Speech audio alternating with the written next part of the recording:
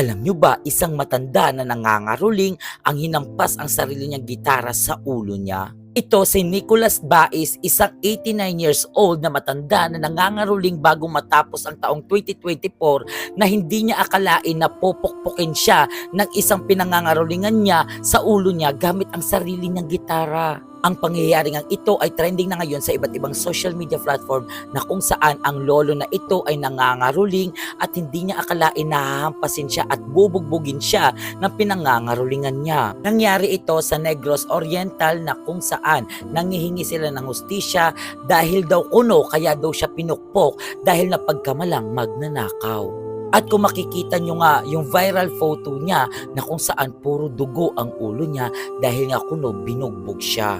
Nakakatakot at nakakalungkot lang din isipin nyo isang 89 years old lang na nangangaruling ang bubugbugin. Nung nakita ko yung video ni Lolo, grabe yung awa ko sa kanya kasi ang dami niyang dugo at sabi niya okay lang daw siya pero hindi talaga siya okay dahil nga ang dami niyang dugo sa kanyang ulo na kung saan ginamit pa ang sarili niyang gitara para ipukpok sa sarili niya. At isipin mo, may magnanakaw din ba na gagamit ng gitara o magdadala ng gitara kung magnanakaw? Nakakadurog puso lang kasi ang isang 89 years old na lolo ng ito ay nangangaruling lang tapos binugbog pa. Sa totoo lang, dapat tinignan muna nila at wala pong magnanakaw na nagdadala ng gitara. So get well soon sa'yo lolo at sana mabigyan ka ng hustisya. So hanggang dito na lang, paalam.